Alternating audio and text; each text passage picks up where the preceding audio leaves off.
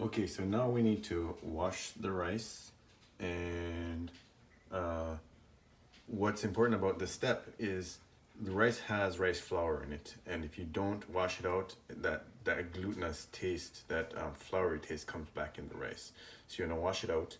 Um, and the way I normally do that is, you can see the rice. I've already washed it once here, but I'm gonna wash it again just to demonstrate. So you put it under the tap, regular tap water, and you turn this water on, and I just stir it around with my hand.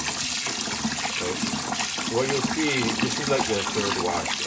You don't really have to do 2 times. So you'll see, what you will see is the water will get a little bit cloudy, and that's that floury coming to the top, the rice flour, and so you just pour it off. Okay, you stir it around and you pour it off.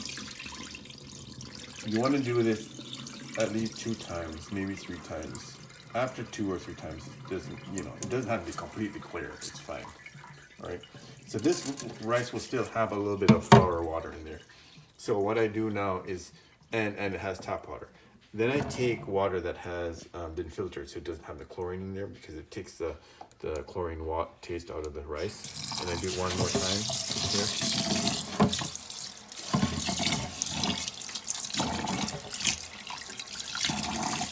All right. And I pour it off. I'm doing this one-handed here because I'm holding the phone. I don't have a regular setup. Okay. Finally, I'll fill this up to the right amount of water. When you're making fried rice for fried rice, what you want to do is ensure that you don't have too much water. That's very important, because what you want is for the rice not to be soggy. Otherwise, it turns into a potato in the frying pan.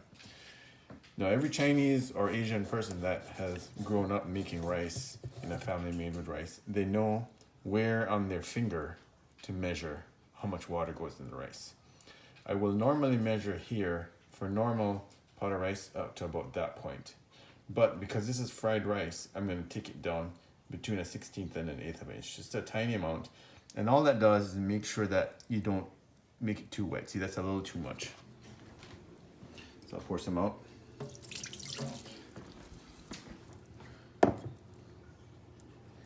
Right here. Okay, that looks about right. I'll just add a little tiny bit here. Okay, I think it's gonna be perfect.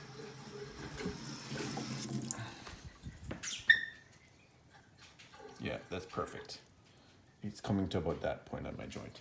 Now, if you didn't grow up with rice, then you won't have that measurement system, right? So just follow the instructions on the for how to do it in your rice cooker, and there are markings here for how many of the cups that they gave you of rice you put in, how far the water should be up. Just use those markings, follow it exactly, with the exception that you want to pull it back by just a tiny amount, maybe a 1/16 of an inch or a little bit more, just to make sure that you're not on the high side of your rice. You don't want your rice to come out soggy. You want it to come out al dente. Okay, that's it for rice. I'm gonna throw this in the rice cooker. It's very easy to use, right? Close it up, and then goes from warm cooking. That'll be ready in 20 minutes. I'll see you then.